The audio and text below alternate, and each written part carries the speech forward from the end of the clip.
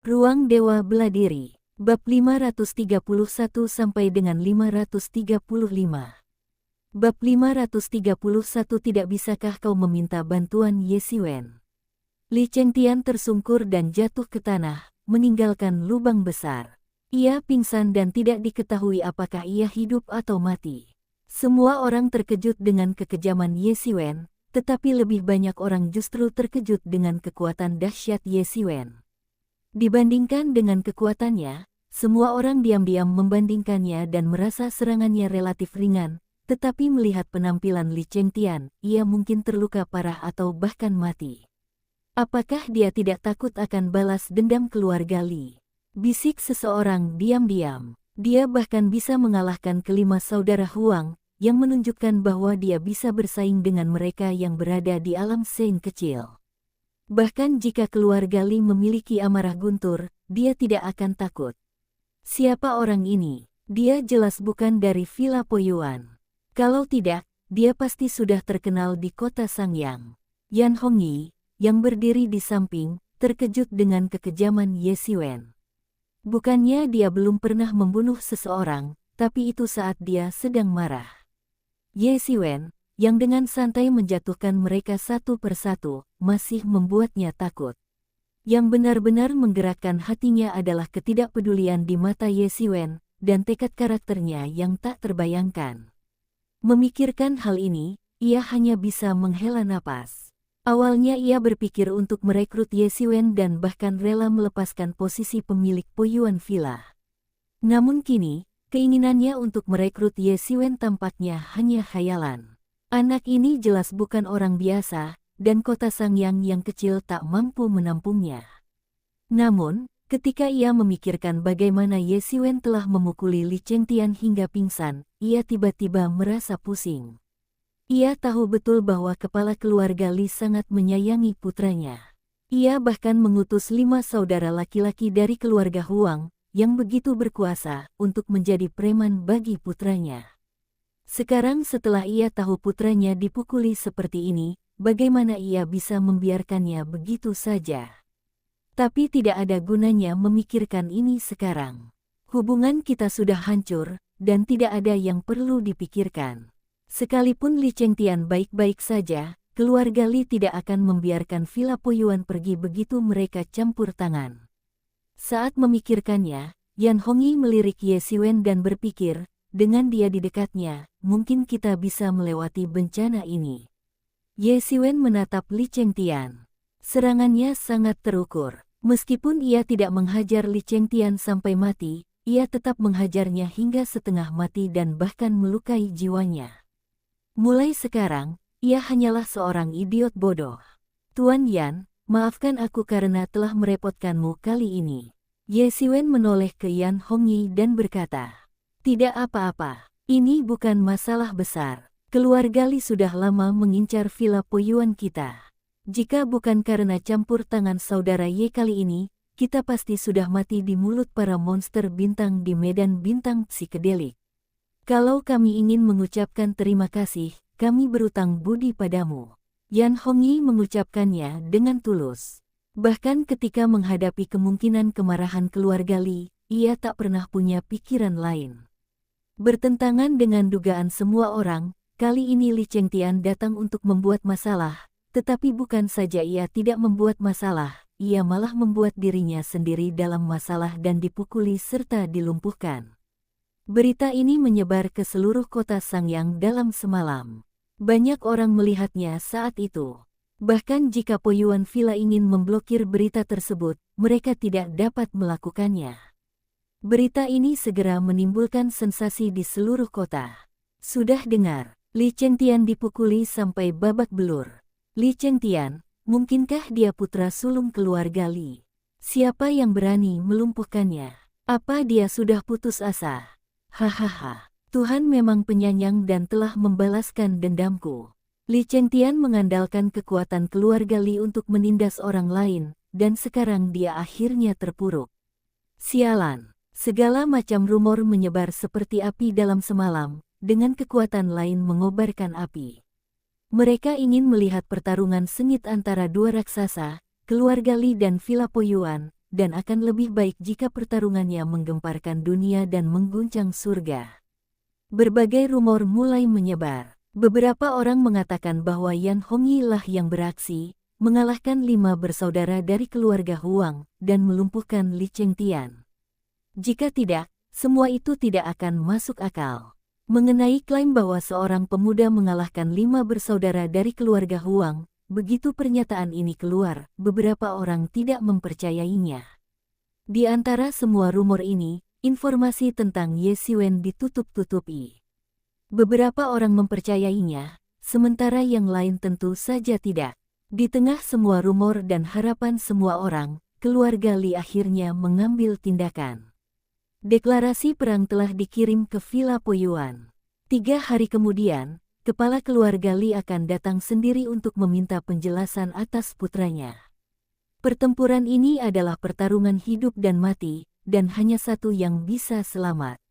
Begitu berita ini keluar, suasana di kota yang sudah ramai langsung memanas. Semua orang menyaksikan bentrokan antara dua kekuatan besar tersebut. Untuk dapat mengembangkan kekuatan sebesar itu di kota Sangyang, dibutuhkan seorang master yang telah mencapai kesuksesan kecil di alam suci untuk memimpin. Begitu pertarungan hidup dan mati ini dimulai, satu orang pasti akan mati, yang berarti salah satu dari dua kekuatan pasti akan runtuh. Dalam situasi ini, hampir semua orang optimis terhadap keluarga Li. Lagi pula, kepala keluarga Li konon telah mencapai puncak ranah sukses kecil Saint Realm dan hanya selangkah lagi untuk memasuki ranah sukses besar Saint Realm.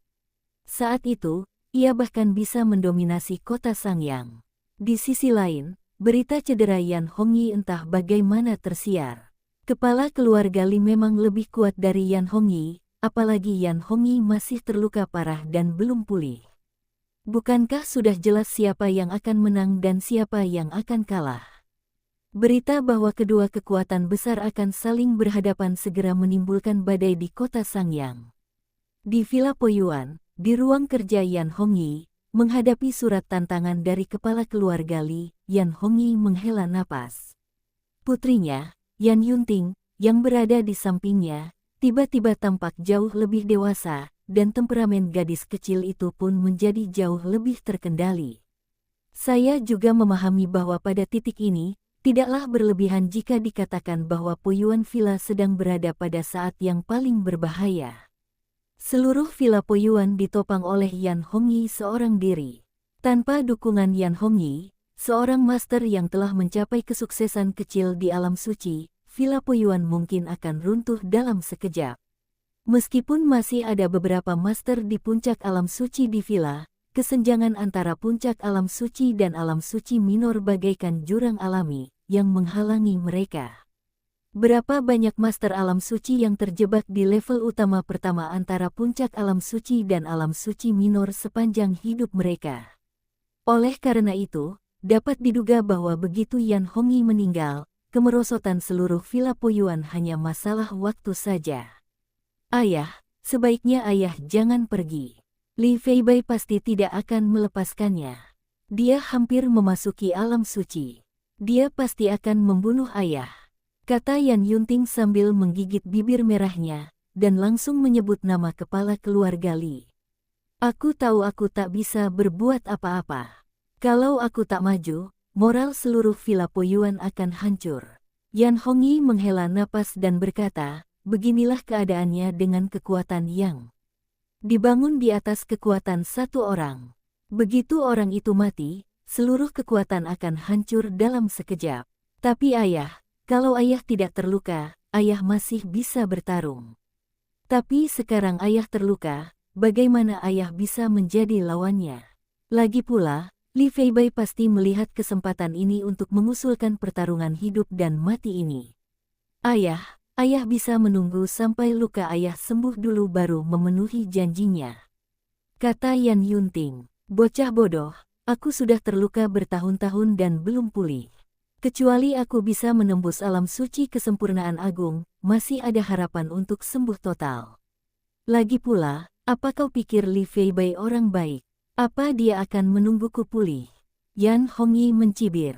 Dia sangat mengenal rival lamanya, Li Feibai. Ratusan tahun permusuhan telah membuat mereka saling memahami lebih baik daripada mereka mengenal satu sama lain.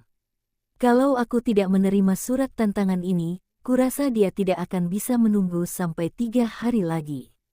Malam ini dia akan memimpin pasukannya untuk menyerbu Villa Poyuan. Apa dia tidak takut dihukum oleh penguasa kota? Tanya Yan Yunting heran, matanya yang indah terbelalak lebar. Tuan kota, kalau semuanya benar-benar terjadi dan sudah menjadi takdir, siapa yang akan membela kita dengan keluarga Li? Meskipun murah hati, Yan Hongyi tahu betul bahwa hati manusia mudah berubah dan orang-orang akan menjadi dingin ketika pergi. Ia memahami hal ini lebih baik daripada siapapun, jadi ia punya ide untuk merekrut Ye Siwen sebelumnya. Jika Ye Siwen bisa direkrut, situasi di Villa Poyuan akan jauh lebih baik. Li Feibai dan aku telah bertarung selama berabad-abad, dan aku mengenalnya dengan baik. Karena dia memilih momen ini untuk menantangku, dia pasti yakin bisa mengalahkanku. Yan Hongyi mendesah. Tapi sekarang aku tidak punya pilihan lain. Perseteruan kita yang telah berlangsung berabad-abad harus diselesaikan. Lagi pula, demi Villa Poyuan, aku juga harus bertarung. 3 hari dari sekarang, selagi aku melawannya, kau, ibumu, dan semua orang di villa akan meninggalkan kota Sangyang dan tak akan pernah kembali. Ayah, Yan Yunting hampir melompat. Bagaimana ini bisa terjadi? Kau harus patuh. Mengingat kekejaman Li Feibai, dia pasti tidak akan melepaskan Villa Poyuan setelah membunuhku. Jadi, kau harus memimpin semua orang untuk segera mengungsi sementara perhatian semua orang tertuju pada pertempuran antara dia dan aku. Kata Yan Hongyi, aku khawatir aku harus bergantung padamu untuk merawat ibumu mulai sekarang. Untungnya, aku melihatmu sudah sedikit lebih dewasa sekarang. Yan Yunting menatap Yan Hongyi, matanya merah dan berkaca-kaca, lalu berbisik, ayah, kalau tidak berhasil, aku akan menikah dengannya, menikah dengan Li Chengtian. Tidak, Yan Hongyi langsung berkata, Li Chengtian sudah terkenal selama 100 tahun terakhir. Berapa banyak orang yang tidak tahu itu? Jika kau menikah dengannya, kau pasti akan mengirim domba ke mulut harimau. Lagi pula, dia tetaplah bodoh. Bolehkah aku melihatmu mati? Lagi pula, Li Feibai sudah lama berencana untuk berurusan denganku. Dia tidak akan melepaskan villa kita hanya karena kau menikah dengannya. Dia tidak akan puas sampai dia menghancurkan villa kita sepenuhnya atau mencaploknya. Yan Hongyi menggelengkan kepalanya dan menolak gagasan Yan Yunting. Ayah, tidak bisakah kita meminta bantuan orang lain? Bukankah Ye Siwen sangat kuat? Dia bahkan bisa mengalahkan monster yang telah mencapai level minor Saint Realm. Jika dia bertindak, mungkin akan ada titik balik, kata Yan Yunting sambil menggigit bibir merahnya. Bab 532 pertempuran dimulai. Adik Ye memang sangat kuat. Seorang kultivator minor sukses alam suci biasa tidak akan sebanding dengannya. Namun, Li Feibai telah mencapai puncak minor sukses dan tinggal selangkah lagi untuk mencapai alam suci. Adik Ye mungkin tidak akan ikut campur. Lagi pula, dia sudah pernah membantu kita, jadi bagaimana mungkin kita membiarkannya bertindak lagi?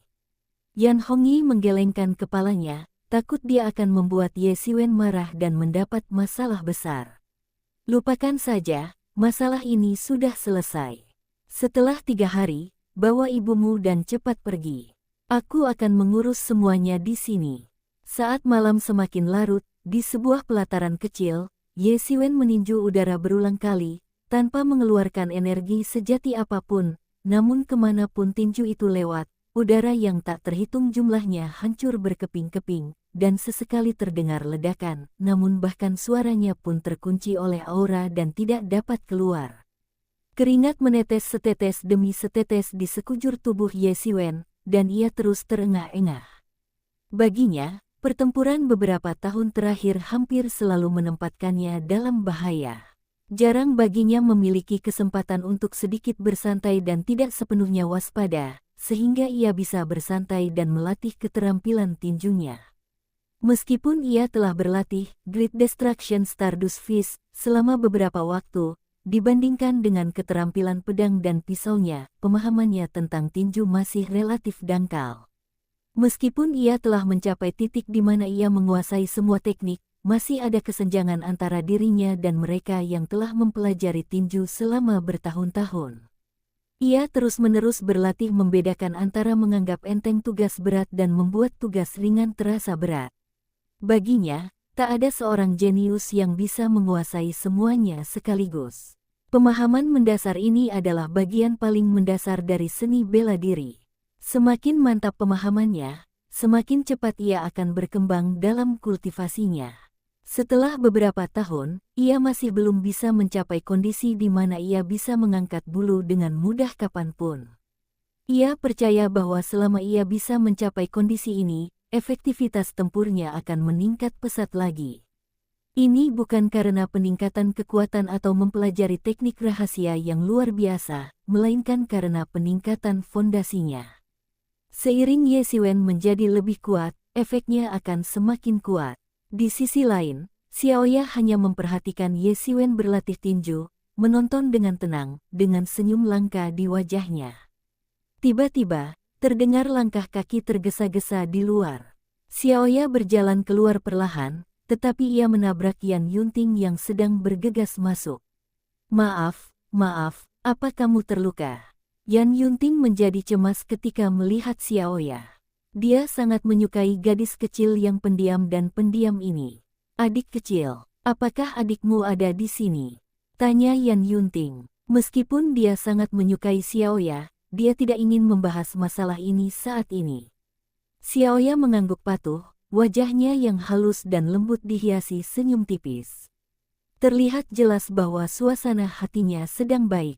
Kamu Siwen. Yan Yunting memasuki halaman. Namun ia terlihat sedang duduk di dahan pohon besar di halaman, dengan cahaya bintang-bintang di langit bersinar miring padanya. Maaf, Yan Yunting buru-buru berhenti, jelas menyadari bahwa tindakannya cukup lancang. Ada apa? Ye Siwen melompat turun dari dahan dan menatap Yan Yunting. Tuan Ye, tolong selamatkan Villa Poyuan kami. Yan Yunting tiba-tiba berlutut dan berkata dengan air mata berlinang. Bangun dulu. Ye Siwen sigap dan dengan cepat mengangkat Yan Yunting dengan semburan energi sejati, mencegahnya berlutut. Ada apa dulu? Aku tahu permintaanku membuatmu malu, tapi tolong selamatkan villa kami dan selamatkan ayahku. Kata Yan Yunting. Tuan Yan, ada apa? Tanya Ye Siwen. Apakah ini pernyataan perang dari keluarga Li? Ye Siwen memikirkannya sejenak dan mengerti mengapa Yan Yunting datang. Ia datang terburu-buru, yang jelas bukan tujuan Yan Hongyi. Dengan kepribadian Yan Hongyi, jika ia ingin bicara, ia pasti sudah datang. Seharusnya ini idenya sendiri. Berada di sini terburu-buru juga sejalan dengan kepribadian Yan Yunting yang riang. Ya, mengingat dendam antara Li Feibai dan ayahku, begitu pertarungan hidup dan mati dimulai, dia pasti akan membunuh ayahku dan tidak akan melepaskannya.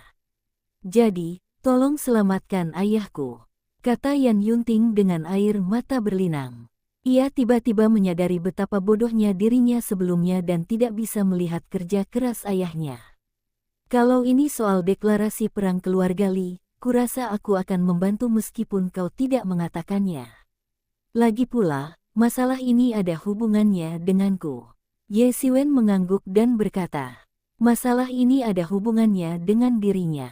Meskipun kedua keluarga sudah lama berselisih, memang dialah yang memicu konflik, kalau tidak, konflik itu mungkin akan tertunda beberapa hari lagi. Terima kasih banyak. Yan Yunting terus membungkuk dan berterima kasih, air matanya berlinang. Asalkan kau bisa menyelamatkan villa kami dan menyelamatkan nyawa ayahku, aku bersedia melakukan apa saja.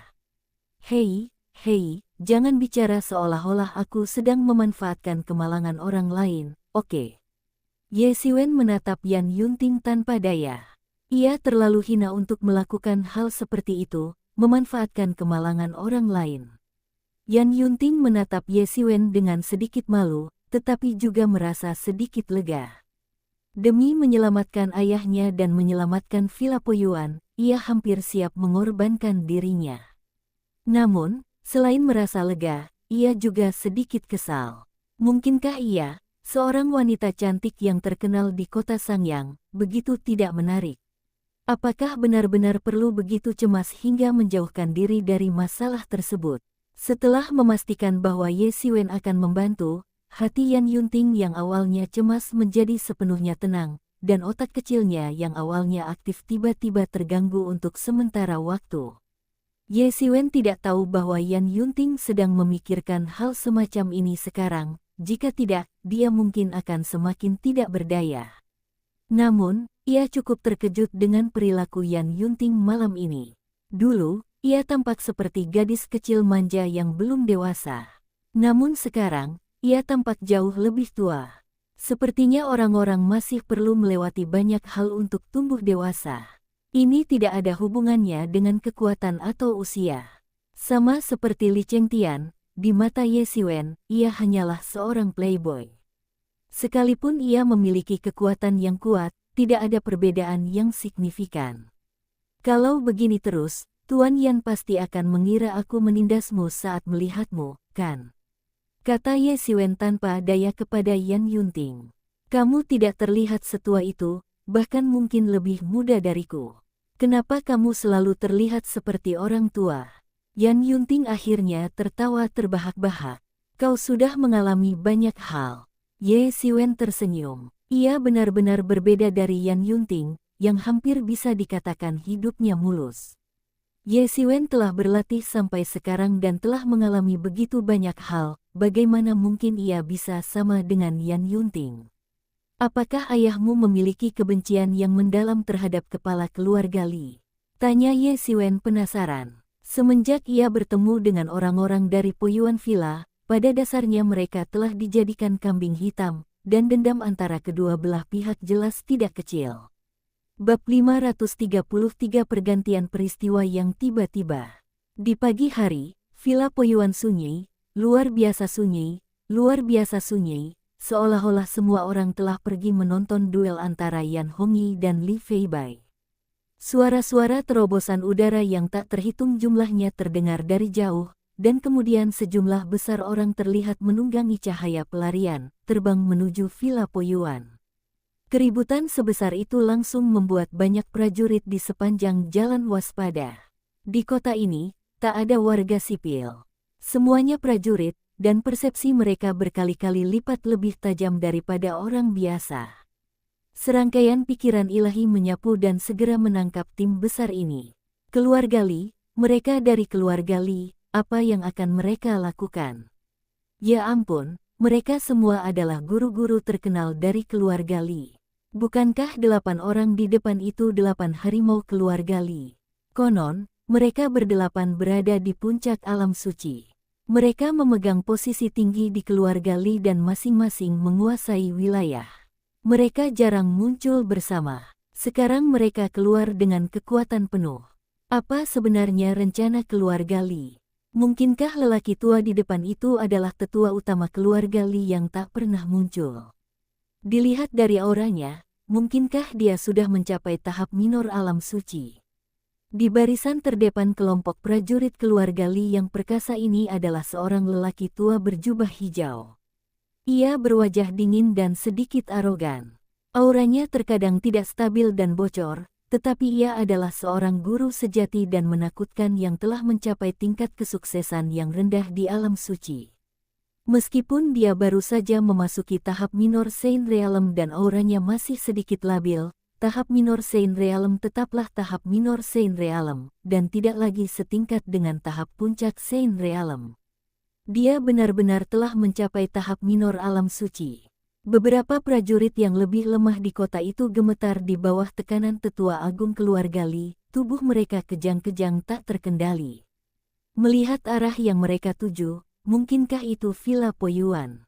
Yan Hongyi dan Li Feibai saat ini sedang bertempur di luar wilayah kekuasaan, dan keluarga Li telah mengirimkan pasukan besar untuk menghancurkan Villa Poyuan. Ini tipuan. Villa Poyuan tamat kali ini. Tindakan keluarga Li sangat terang-terangan dan arogan, tanpa ada yang ditutup-tutupi, seolah-olah mereka ingin semua orang melihatnya. Beberapa orang yang berwawasan telah memahami bahwa tindakan keluarga Li sederhana, membangun otoritas mereka. Biarkan semua orang melihat bagaimana Villa Poyuan yang megah di kota Sang yang dihancurkan, sehingga membangun prestise tertinggi keluarga Li. Keluarga Li dan rombongannya menunggangi cahaya pelarian. Dalam sekejap, mereka telah melintasi kota Sangyang yang luas. Menghadapi keluarga Li, lingkaran sihir pelindung Villa Poyuan diaktifkan secara otomatis. Tetua-tertua keluarga Li melangkah maju, seluruh tubuhnya melesat ke langit dengan aura yang kuat, berubah menjadi seberkas cahaya raksasa yang melesat lurus ke langit. Saat ini, ia tampak seperti dewa yang ganas, matanya bagai obor yang menembus 9 netherworld. Tetua-tertua keluarga Li mendengus dingin, lalu tiba-tiba menginjak tanah.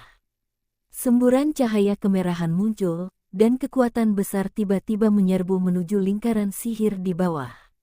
Sinar cahaya itu mengalir deras bagai air pasang. Cahaya kemerahan dan formasi pelindung tiba-tiba bertabrakan, dan aliran cahaya ilahi yang tak berujung tiba-tiba meledak. Energi spiritual di seluruh langit benar-benar kacau, menyapu ke segala arah, dan langit itu sendiri hancur berkeping-keping. Boom! Seluruh lingkaran sihir pelindung runtuh seketika, tak mampu menghalangi jarak. Kekuatan mengerikan sang master yang telah mencapai kesuksesan kecil di alam suci pun terkuak sepenuhnya. Siapa yang berani datang ke Villa Poyuan kita untuk menimbulkan masalah? Di dalam villa, terdengar teriakan halus, berubah menjadi serangkaian panah sonik yang menembus tetua-tertua keluarga Li. Hanya masalah sepele. Tetua-tertua keluarga Li tiba-tiba menginjak tanah, dan energi spiritual yang tak terhitung jumlahnya berkumpul dan mengembun menjadi perisai tebal di bawah kakinya. Kapan? Panah sonik itu tiba-tiba melesat ke angkasa dan menghantam perisai spiritual, menimbulkan suara bagaikan benturan logam, bagaikan lonceng besar yang tiba-tiba berdentang di angkasa, membawa serta hembusan angin dahsyat yang menyapu. Pada saat ini, sosok-sosok di Villa Poyuan mulai bermunculan. Orang yang memimpin jalan adalah Yan Yunting. Ia telah kehilangan sedikit aura cerianya dan justru tampak lebih cakap. Keluarga Li, apa yang ingin kalian lakukan? Pada saat ini, seorang master di puncak alam suci di Villa Poyuan bergerak. Begitu ia bergerak, pedang panjangnya menebas udara, dan Bima Sakti pun muncul. Langit berbintang yang luas tiba-tiba runtuh. Ia adalah seorang master veteran di puncak alam suci di Villa Poyuan. Mencoba menghentikan kereta perang berlengan belalang itu sama saja melebih-lebihkan kemampuan diri sendiri. Tetua-tertua keluarga Li mencibir. Sosoknya yang agak kurus kini tampak sangat agung dan tak bergerak. Bima Sakti tiba di hadapan tetua-tertua keluarga Li dalam sekejap mata, tetapi tetua-tertua keluarga Li akhirnya bergerak. Sebuah tangan besar tiba-tiba terentang, menutupi langit dan bumi, bagaikan awan tak berujung yang menerjang. Rasanya dunia tiba-tiba kiamat. Galaksi dan awan tiba-tiba bertabrakan, dan badai dahsyat yang melanda menghancurkan langit dan menyebar ke segala arah.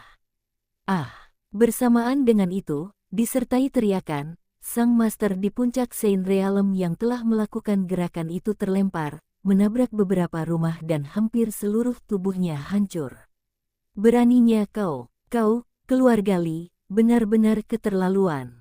Teriakan marah terdengar dari villa. Begitu ia bergerak, ia mengayunkan tombak, yang memancarkan cahaya suci ke langit dan menyeret keluar seekor naga panjang. Pemandangan itu sungguh mengerikan. Tombak panjang ini membawa aura yang sangat mengerikan, mengunci tetua-tertua keluarga Li. Tak terhentikan di kehampaan, melintasi langit. Kali ini, tetua-tertua keluarga Li tidak berani lengah. Ia bahkan sedikit ketakutan. Ia bisa merasakan kekuatan mengerikan dari tombak itu yang membuatnya gemetar ketakutan. Namun, saat itu, ia bahkan tidak sempat bereaksi. Tombak itu melesat di depannya hampir seketika. Ia memasang beberapa pertahanan berturut-turut, tetapi semuanya hancur seketika di bawah serangan tombak itu dan tidak memberikan efek pemblokiran sama sekali. Namun, pertahanan yang ia bangun masih memberinya waktu. Ia memutar tubuhnya dan menghindar, tetapi tombak itu tetap merobek sebagian besar dagingnya, darah mengucur deras, dan energi yang mendominasi mengalir deras ke dalam tubuhnya. Siapa? Tetua tertua keluarga Li melihat sekeliling bangunan di depan Villa Poyuan. Pak Tua, aku tak menyangka kau masih hidup. Keluarga Limu benar-benar kejam dan tak berperasaan. Kau bahkan tak mau menunggu sedetik pun. Bersamaan dengan kata-kata dingin itu, sesosok tubuh keluar dari Villa Poyuan. Kalau bukan Yan Hongyi, pemilik Poyuan Villa, siapa lagi? Bagaimana mungkin itu Yan Hongyi? Banyak prajurit yang menonton dari jauh hampir tercengang ketika melihat pemandangan ini. Jika ini Yan Hongyi, lalu siapa orang yang saat ini melawan Li Feibai di luar domain? Pertanyaan ini muncul di benak banyak orang. Banyak orang menjadi heboh. Hari ini sungguh penuh kejutan.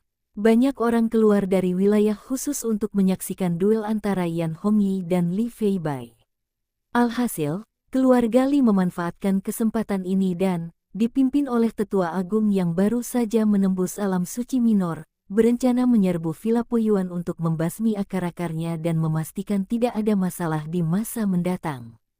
Namun, yang tak terduga adalah Yan Hongyi, yang seharusnya menghadiri pertemuan, justru tidak hadir dan masih berada di Villa Poyuan. Situasi langsung menjadi membingungkan. Awalnya, banyak orang optimistis dengan keluarga Li, tetapi sekarang tidak demikian. Yan Hongyi, ternyata kau. Tetua tertua keluarga. Li menatap Yan Hongyi dengan heran. Seharusnya dia yang pergi ke pertemuan itu. Kalau Yan Hongyi ada di sini sekarang, siapa yang akan pergi ke pertemuan itu? Apa ini jebakan? Tetua tertua keluarga Li langsung memikirkan berbagai konspirasi. Ia menatap Yan Hongyi dengan ekspresi rumit. Anak laki-laki biasa ini tumbuh di bawah tekanan keluarga Li dan akhirnya mendirikan sebuah yayasan. Wajah Yan Hongyi memucat, dan hatinya sangat lega karena ia telah salah perhitungan. Ia berpikir bahwa keluarga Li akan menunggu sampai Li Feibai membunuhnya sebelum mengambil tindakan terhadap Villa Poyuan, dan seharusnya ada waktu bagi semua orang untuk mengungsi. Tanpa diduga, keluarga Li mengambil tindakan hampir bersamaan dengan pertempuran hidup dan mati. Mereka tidak ingin memberi Villa Poyuan jalan untuk bertahan hidup. Memikirkan hal ini, hatinya terasa dingin. Sudah cukup buruk baginya untuk mati, tetapi ia juga akan menyeret semua orang di villa untuk mati bersamanya. Namun untungnya hal itu tidak berkembang ke tahap itu. Kok kamu ada di sini? Ini nggak mungkin, teriak tetua keluarga Li, sama sekali nggak percaya. Tidak ada yang mustahil, Pak Tua. Kita harus menyelesaikan urusan ratusan tahun ini. Mari kita selesaikan hari ini. Tatapan Yan Hongyi dingin. Di sisi lain, di medan perang ekstrateritorial, Li Feibai bertempur sendirian di alam semesta, memancarkan tekanan yang kuat. Para prajurit yang ingin mendekat dan menonton tidak berani mendekat sama sekali. Ada sedikit kesan dingin dan kejam di wajah tampan wanita paruh baya itu. Apa yang muncul di hadapannya bukanlah Yan Hongyi seperti dugaannya, melainkan seorang pemuda berpakaian biru, yang sedikit kurus, dengan aura yang mendidih dan sikap arogan yang memandang rendah dunia. Ye Siwen sangat cepat, hampir menginjak cahaya pelarian, dan dalam sekejap ia telah menerjang Li Feibai. Ia mengamati Li Feibai dengan saksama, dan melihat baju zirah Li Feibai bersinar dengan cahaya dingin. Ia tampak seperti tubuh nyata di alam semesta, dan bintang-bintang pun mengecil. Bahkan Ye Siwen sedikit berhati-hati. Li Feibai memang telah mencapai puncak alam Sein Minor dan hanya selangkah lagi untuk memasuki alam Sein Mayor. Dia jauh lebih kuat daripada Raja Serigala Bintang jahat sebelumnya. Kenapa kau? Di mana Yan Hongyi? Tanya Li Feibai dingin. Apa kau terlalu pengecut untuk datang? Kau benar-benar mengirim anak nakal ke sini. Keluar dari sini sekarang juga. Suruh dia ke sini, atau aku akan meruntuhkan Villa Poyuan. Li Feibai merasa sedikit gelisah. Jika Yan Hongyi tidak ada di sini, orang-orang yang ia kirim untuk menyerbu Villa Poyuan pasti akan mendapat masalah. Tidak perlu, hari ini aku di sini untuk melawanmu atas nama Tuan Yan. Kata Ye Siwen. Kau pikir kau siapa berani melawan aku? Kata Li Feibai dengan nada menghina. Akulah yang mengalahkan Huang bersaudara. Apakah menurutmu aku memenuhi syarat? Tanya Ye Siwen ringan. Apa? Kau bajingan kecil yang menyakiti anakku. Mata Li Feibai melebar. Bab 534 Pertempuran dengan Li Feibai. Koleksi yang memberi Anda bacaan novel yang menakjubkan. Kalau begitu, bersiaplah untuk mati. Li Feibai mencibir. Awalnya, ia tidak menganggap Ye Siwen sebagai pertimbangan utamanya. Menurutnya, selama Yan Hongyi terbunuh, semua orang di Villa Poyuan akan mati, termasuk orang yang melukai putranya. Ia tidak menyangka Ye Siwen akan muncul di hadapannya, dan ia langsung marah. Aku tidak menyangka Yan Hongyi tidak berani datang dan malah mengirimmu untuk mati. Kapan dia jadi pengecut seperti ini? Kata Li Feibai dengan nada meremehkan rival lamanya ini. Bukannya kau menjadi penakut, tapi kau tak layak menerima serangannya. Kata Ye Siwen dengan tenang, sosoknya menjulang tinggi di alam semesta. Dia tidak layak mengambil tindakan. Reaksi pertama, semua penonton ketika mendengar ini adalah kesombongan. Ye Siwen ini bukan hanya arogan. Li Feibai sangat terkenal di kota Sangyang dan telah membangun prestise tertinggi selama ratusan tahun. Siapa yang berani mengatakan bahwa dia tidak layak bertindak? Tapi Ye Siwen berani mengatakannya. Sebagai penguasa alam suci, ia memang punya kekuasaan, tetapi saat ini, di bawah serangan dua sosok sakti, ia tak berani bernapas berat karena takut terkena cipratan akibatnya. Tidak layak, kau sangat arogan. Kau hanya seorang kultivator alam suci tingkat menengah, tapi berani bersikap begitu arogan di hadapanku. Kata Li Feibai sambil mencibir, tatapannya bagai pedang, menusuk Ye Siwen. Aura yang sangat kuat terpancar dari Li Feibai seperti lautan luas, menutupi seluruh langit dan menyapu langsung ke arah Ye Siwen. Tiba-tiba, gelombang warna keemasan bergulir dari bawah kaki Ye Siwen dan langsung menyapu ke arah Li Feibai. Ledakan. Dua aura mengejutkan bertabrakan di udara, dan titik tabrakan serta area di sekitarnya tiba-tiba mulai retak, seolah-olah terbuat dari kaca, dan retakan mulai muncul. Di kejauhan, banyak prajurit mundur berulang kali, terutama beberapa semi-santo yang bahkan belum mencapai alam santo. Wajah mereka dipenuhi ketakutan dan mereka mundur berulang kali. Ketika mereka tersapu oleh akibatnya, mereka harus mempertahankan diri dengan sekuat tenaga, kalau tidak mereka akan hancur. Kemungkinannya kecil, tapi kau masih jauh dariku. Teriak Li Feibai dingin, lalu tiba-tiba mengayunkan tombak, layaknya seorang jenderal yang telah bertempur bertahun-tahun. Tombak itu menusuk, memancarkan aura pembunuh yang tak terbayangkan, dan berubah menjadi naga iblis yang menyelimuti segala penjuru. Naga itu membuka mulutnya yang berdarah dan tiba-tiba membunuh Li Feibai. Ye Siwen tidak takut, memegang pedang panjang di tangannya, dan tiba-tiba menyerang. Pedang itu biasa saja, tanpa cahaya ilahi yang cemerlang. Ia hanya mengayunkan pedangnya dengan dingin, dan rasanya seolah langit dan bumi hancur dalam sekejap. Retakan tak berujung muncul di badan pedang saat pedang itu melesat maju. Boom! Senjata tajam kedua belah pihak saling bertabrakan dalam sekejap, dan tombak suci di tangan Li Feibai mengeluarkan cahaya yang tak terbayangkan. Namun dalam cahaya itu, pedang besi Ye Siwen bagaikan sinar kegelapan pertama yang menembus sinar matahari yang tak berujung. Pedang itu langsung menembus cahaya dan menghantam ujung tombak. Kara, kara. Seluruh langit berbintang bagaikan jaring laba-laba, dengan retakan-retakan rapat muncul di atasnya, lalu runtuh dalam sekejap. Melihat serangannya berhasil dihalangi oleh Ye Siwen, mata Li Feibai berkilat penuh niat membunuh. Ia mengerti bahwa terlepas dari tingkatan pemuda di depannya ini, setidaknya ia memiliki kekuatan seorang santo kecil, tak diragukan lagi. Terlebih lagi, orang ini berasal dari Villa Poyuan dan terlihat sangat muda. Bukan hanya penampilannya yang membuatnya awet muda, tetapi dia memang benar-benar muda. Orang seperti itu, ketika dia dewasa nanti, akan menjadi ancaman besar bagi mereka. Dia tahu betul betapa mengerikannya orang seperti itu, dan cara terbaik untuk menghadapi orang seperti itu adalah dengan mencekiknya di buayan sebelum dia dapat menyebabkan kerusakan yang lebih besar pada dirinya sendiri. Terutama mereka yang berasal dari keluarga Li. Meskipun para elit keluarga Li telah pergi untuk menyerbu Villa Poyuan, masih ada beberapa elit yang mengikuti. Mereka tak bisa menyembunyikan ekspresi terkejut di mata mereka. Tidak masalah jika itu adalah Yan Hongyi yang terkenal. Tetapi kenyataan bahwa anak tak bernama di hadapan mereka ini dapat bertarung seri dengan leluhur mereka benar-benar di luar imajinasi mereka. Di sisi lain Villa Poyuan, beberapa orang datang untuk menonton pertempuran, tetapi mereka tidak menyangka bahwa Ye Xiwen benar-benar dapat menahan serangan Li Feibai. Namun, melihat Ye Xiwen begitu mudahnya, kepercayaan diri mereka langsung meningkat. Mereka bahkan siap mati dalam pertempuran.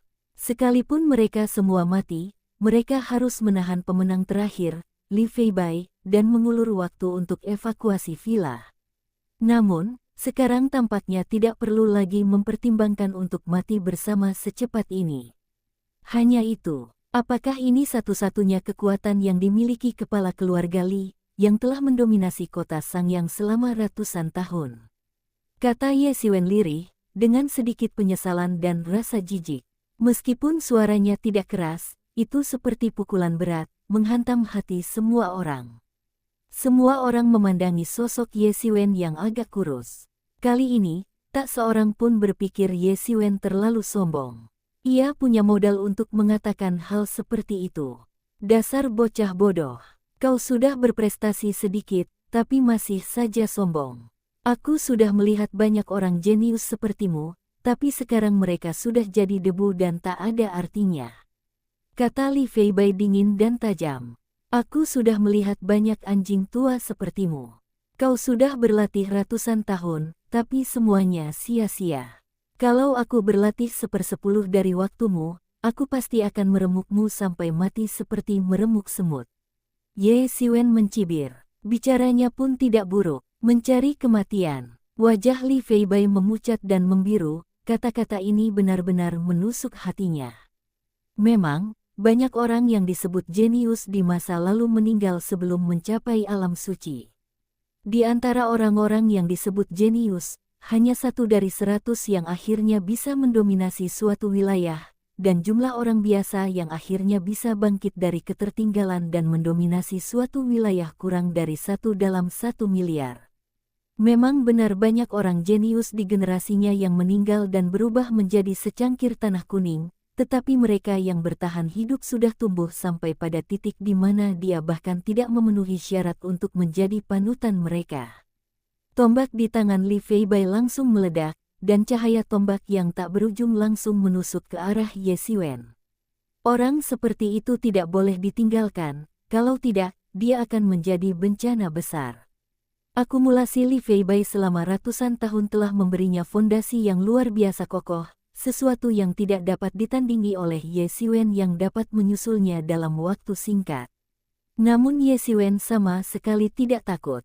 Tatapannya tajam dan tubuhnya langsung diselimuti aura keilahian keemasan. Pedang besi di tangannya melesat ke udara dan ia menerjang maju untuk menghadapi serangan itu. Ledakan, ledakan, ledakan. Ujung pedang dan ujung tombak kedua belah pihak berbenturan berkali-kali dalam sekejap.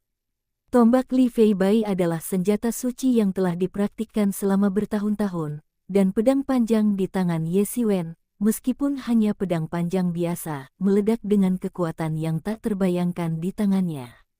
Pergerakan kedua belah pihak semakin cepat. Ranah Li Feibai jauh lebih tinggi daripada Ye Xiwen, tetapi tubuh Ye Xiwen sudah cukup kuat. Kecepatannya ditentukan oleh hatinya dan mencapai titik ekstrim. Semakin mereka bertarung, semakin ganas tatapan mata Li Feibai. Awalnya ia meremehkan Ye Xiwen, tetapi kini ia menghargai Ye Xiwen. Ia semakin waspada terhadap Ye Xiwen, dan semakin bertekad untuk membunuhnya. Boom! Ujung pedang dan ujung tombak kembali beradu di udara. Li Feibai tidak mundur. Sebaliknya, ia menghentakkan kakinya dengan keras dan mengerahkan seluruh kekuatannya untuk menyerbu Ye Xiwen. Bagaikan kilatan petir, ia muncul di hadapan Ye Xiwen dalam sekejap mata. Tombak di tangannya sekuat naga, menembus udara dan tiba-tiba menusuk kepala Ye Xiwen, ingin memakunya sampai mati di tempat. Pergi ke neraka. Ekspresi ganas melintas di wajah Li Feibai, matanya dingin, dan sedikit kegilaan melintas di matanya. Namun, kecepatan Ye Xiwen tidak seperti yang ditunjukkan saat itu. Ia bereaksi hampir seketika dan mengangkat tangannya untuk menangkisnya. Boom! Tombak Li Feibai tiba-tiba menancap di badan pedang Ye Xiwen. Bang! Badan pedang besi di tangan Ye Xiwen hancur seketika. Lagi pula, itu hanyalah besi biasa. Namun, dalam sekejap mata, pedang itu diperbaiki oleh Ye Xiwen dengan indera spiritualnya. Meskipun tingkat pemurnian senjata Ye Xiwen tidak terlalu kuat, untungnya ini hanyalah pedang besi biasa dan dapat diperbaiki dalam sekejap. Ye Xiwen, yang diserang Li Feibai, berdiri diam tanpa perubahan apapun. Sebaliknya, Li Feibai terhempas oleh kekuatan yang sangat besar, dengan kengerian di matanya. Bagaimana mungkin ia memiliki kekuatan yang begitu mengerikan? Kekuatan itu terlalu mengerikan, benar-benar luar biasa mengerikan, seperti monster super berkulit manusia. Alam Ye Xiwen jauh lebih rendah daripadanya, tetapi saat ini, ialah yang terhempas. Pada saat itu, Ye Xiwen mengetukkan jari kakinya sedikit, dan tubuhnya berubah menjadi cahaya keemasan. Ia tiba-tiba melesat maju dan tiba di depan Li Feibai. Ia tiba-tiba menggunakan teknik pedang dasar, dan pedang panjang itu tiba-tiba berubah menjadi ular berbisa dan melesat lurus ke depan. Dalam sekejap, para penyerang dan pembela bertukar posisi. Kekuatan kedua belah pihak jauh melampaui para master biasa di alam suci. Pertarungan itu hanyalah soal kilat dan batu api. Orang biasa tidak bisa melihat pergerakan kedua belah pihak dengan jelas. Ledakan, ledakan, ledakan. Setiap kali kedua belah pihak berbenturan, kekosongan itu akan meledak. Serangan Li Feibai semakin gencar, tetapi pertahanan Ye Xiwen sempurna, tanpa kepanikan atau kebingungan, dan sama sekali tidak ada tanda-tanda kekacauan. Keduanya seimbang. Siapa orang ini? Dia bisa bertarung setara dengan Li Feibai. Banyak orang bertanya-tanya siapa Ye Xiwen dan bagaimana dia bisa bertarung melawan Li Feibai sejauh ini. Sungguh menakutkan, ya, sungguh mengerikan. Saat mereka berdua bertarung, kami tak berani mendekat. Kalau tidak, kami pasti akan terbunuh akibat pertarungan mereka. Pantas saja mereka harus datang ke alam semesta. Kota Sangyang tak sanggup menahan siksaan mereka seperti ini. Berbeda dengan ketenangan Ye Xiwen, Li Feibai tidak mampu mengalahkan Ye Xiwen untuk waktu yang lama dan perlahan-lahan mulai merasa cemas. Karena Ye Xiwen ada di sini, itu berarti Yan Hongyi masih berada di Villa Poyuan. Jadi sekarang ia mungkin akan bertemu langsung dengan Yan Hongyi dan menabrak tembok, yang akan mengakibatkan kerugian besar. Ketika memikirkan hal itu, sekilas kegilaan terpancar di matanya. Wah, kau sedang mencari kematian. Bab 535 membunuh Li Feibai. Li Feibai telah memutuskan untuk tidak menunda lebih jauh. Jika ia terus menunda, ia tidak tahu apa hasilnya nanti. Aura berbahaya mulai memancar dari tubuhnya, dan bulu-bulu tebal mulai tumbuh di sekujur tubuhnya, dengan cepat menutupi seluruh tubuhnya. Dari kejauhan, ia tampak seperti monster berbulu. Dan yang terpenting, Ye Xiwen benar-benar merasakan jejak aura kekuatan bintang dari Star Beast. Bagaimana Li Feibai bisa menjadi seperti ini? Bukankah dia manusia? Beberapa prajurit yang menyaksikan pertempuran dari kejauhan ketakutan. Aura yang kuat dan ganas itu membuat banyak orang ketakutan. Itulah kemampuan unik Li Feibai. Konon, ia pernah menghisap darah beberapa binatang bintang dan memperoleh kemampuan khusus, yaitu kemampuan untuk berubah menjadi orc. Begitu ia berubah menjadi orc, kekuatannya akan meningkat pesat. Ye Xiwen mengerutkan kening saat menatap Li Feibai, yang semakin berbahaya. Ia berubah menjadi manusia buas dan akan melakukan apa saja untuk mendapatkan kekuatan, bahkan mengubah dirinya menjadi sesuatu yang bukan manusia maupun hantu. Wah, Aku belum berubah selama ratusan tahun. Kau hebat sekali bisa memaksaku sampai ke titik ini hari ini, tapi sudahlah, sudah waktunya untuk mengakhirinya. Kata Li Feibai dingin. Bulu-bulu di tubuhnya semakin lebat. Dari kejauhan, ia tak lagi terlihat dalam wujud aslinya. Ia pada dasarnya telah menjadi monster berbulu. Boom! Li Feibai tiba-tiba menghentakkan kakinya, dan retakan tebal muncul di tempat yang diinjaknya. Tubuhnya terhempas oleh kekuatan hentakan yang dahsyat ini. Setelah transformasi, tubuh Li Feibai menjadi jauh lebih besar, tetapi kecepatannya bahkan lebih cepat dari sebelumnya. Dalam sekejap mata, ia sudah menerjang Ye Siwen. Tombak di tangannya pun mengeluarkan suara tajam dan menusuk seperti teriakan, lalu menusuk ke arah Ye Siwen. Sial! Ye Siwen mengulurkan tangannya dan benar-benar meraih tombak di tangannya. Ujung tombak itu menusuk telapak tangan Ye Siwen, dan suaranya seperti benturan logam. Energi sejati yang kuat melonjak di bagian tengah, menyebar melingkar dan menciptakan retakan besar di kehampaan. Semua orang menatap pemandangan ini dengan takjub. Pertarungan kini bahkan lebih sengit dari sebelumnya, tetapi kedua pria itu tidak menunjukkan tanda-tanda melambat. Sebaliknya, Ye Siwen, yang awalnya tampak hampir pingsan, menjadi lebih tenang, seolah-olah Li Feibai yang telah berubah tidak mungkin menyusahkannya. Swiss. Dengan suara gemuruh yang menembus udara, sebuah pegunungan besar jatuh dari langit dan menghantam langsung ke arah Li Feibai. Itu anjing laut pengguncang gunung. Li Feibai bereaksi sangat cepat, hampir seketika melepaskan diri dari jeratan Ye Siwen. Ia menendang dan melarikan diri dari jangkauan segel pengguncang gunung. Boom! Tempat yang diserang oleh segel pengguncang gunung runtuh seketika, seolah-olah seluruh gunung runtuh. Orang-orang yang menonton terkesiap. Seluruh segel pengguncang gunung menghancurkan area yang luas. Kemampuan unik ini sungguh luar biasa kuat. Pedang pemakaman. Li Feibai baru saja menghindari serangan segel pengguncang gunung, tetapi mendengar suara dingin. Memanggil, memanggil, memanggil. Pedang Qi terbentuk di udara dan menyapu ke arah Li Feibai seperti gelombang pedang, menguasai langit dan bumi. Kapan? Kapan? Kapan? Li Feibai mengayunkan tombak di tangannya, terus-menerus menangkis energi pedang, tetapi setiap energi pedang begitu kuat sehingga tampaknya mengguncang langit dan bumi. Telapak tangan Li Feibai yang memegang tombak berlumuran darah. Setiap kali ia menerima energi pedang, rasanya seperti menerima hantaman gunung kecil. Hatiku diam-diam terkejut. Bagaimana mungkin seseorang memiliki kekuatan yang begitu mengerikan? Dia pada dasarnya adalah monster berbentuk manusia.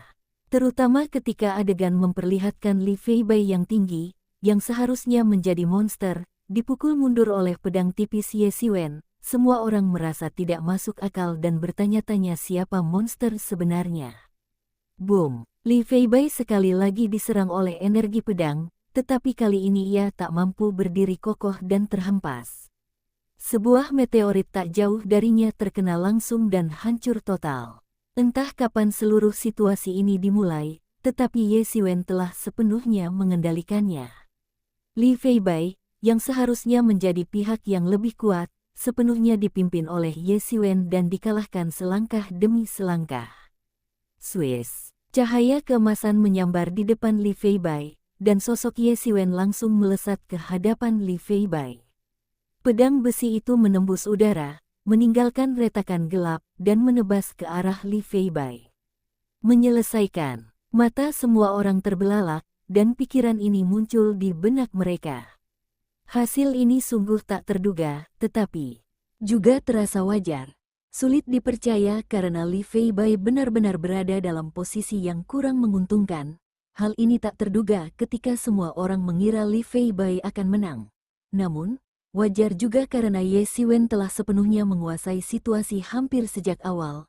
Entah kapan ini dimulai. Tetapi ia hampir sepenuhnya menekan Li Feibai. Jadi ini tidak mengejutkan. Ledakan, sebuah ledakan keras mengguncang seluruh langit. Dan sesosok berwarna merah darah muncul dari sana, membawa kekuatan dahsyat yang luar biasa.